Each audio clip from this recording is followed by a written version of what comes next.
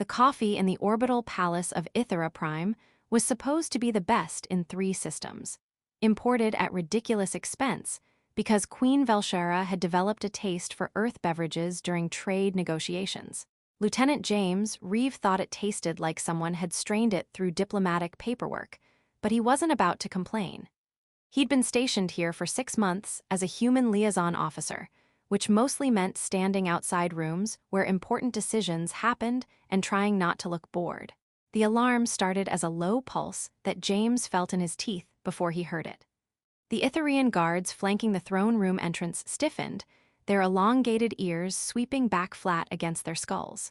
They were impressive specimens, each one over 7 feet tall with muscle density that made human bodybuilders look malnourished. They'd been bred for combat over thousands of years, refined and perfected. James was 5'10" on a good day and had failed his last 2 fitness evaluations.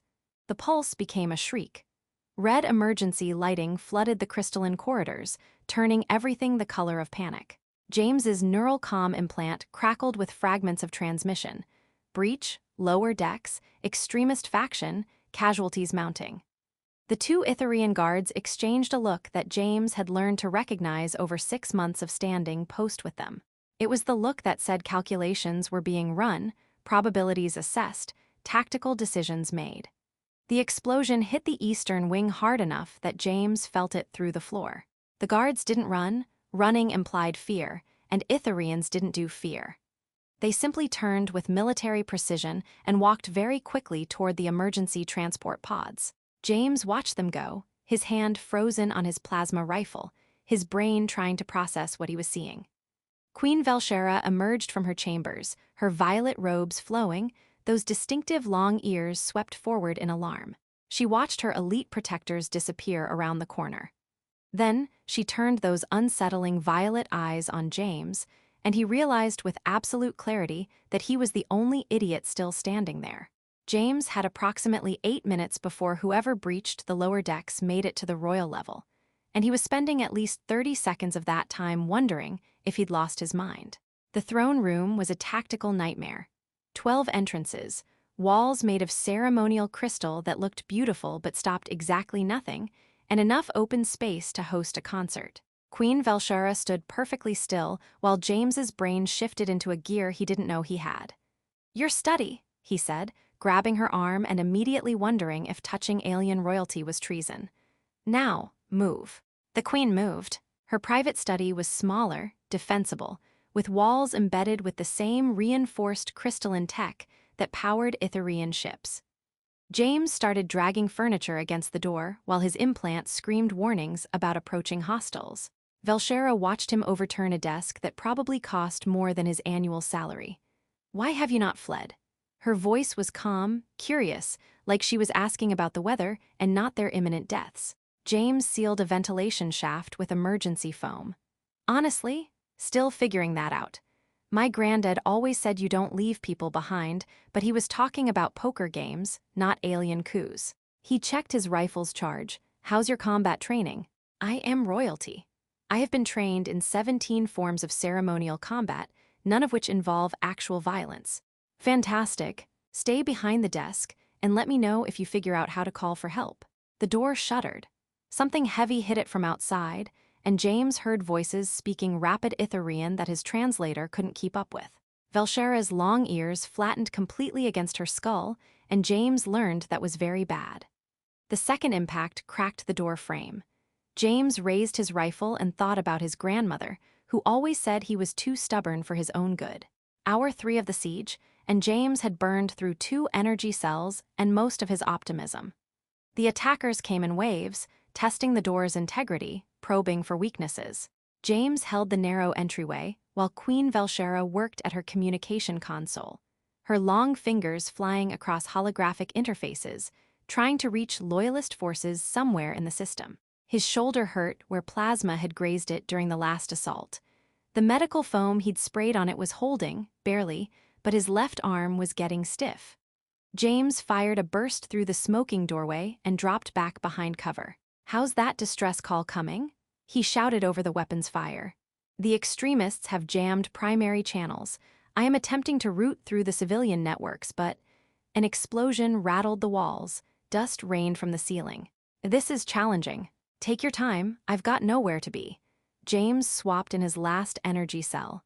Question, do these guys want you dead, or is this more of a kidnapping situation? Dead. Velshara didn't look up from her console. I represent integration with other species.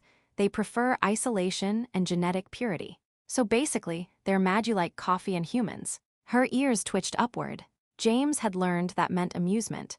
An oversimplification, but essentially correct. Your Majesty, I think you've got terrible taste in political positions.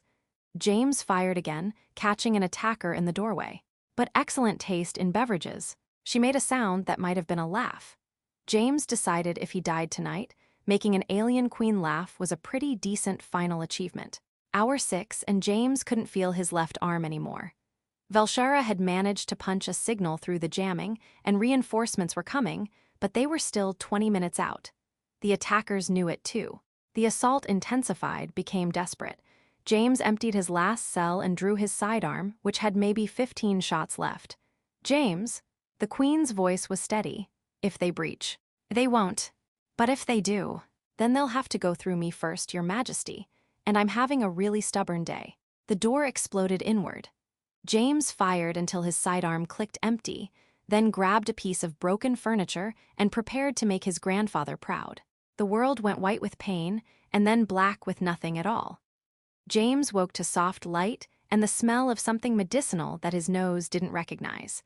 His shoulder was bandaged properly now, and the pain had been reduced to a dull throb that suggested serious pharmaceuticals. Queen Velshara sat beside his bed in the Royal Medical Wing, which seemed like a protocol violation of the highest order.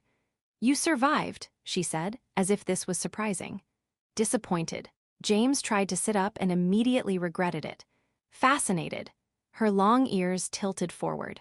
The guards who fled have been exiled. The coup has been suppressed. The council wishes to bestow upon you honors you cannot pronounce and medals too heavy to wear comfortably. I'll pass, thanks.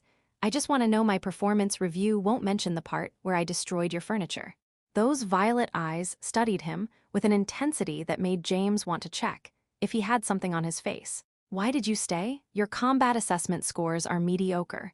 Your tactical training is basic. By every Itharian standard, fleeing would have been the logical choice. You would have survived and perhaps been useful in the counterattack. Instead, you remained, against all probability of success. James thought about his answer carefully, then decided careful thinking was overrated.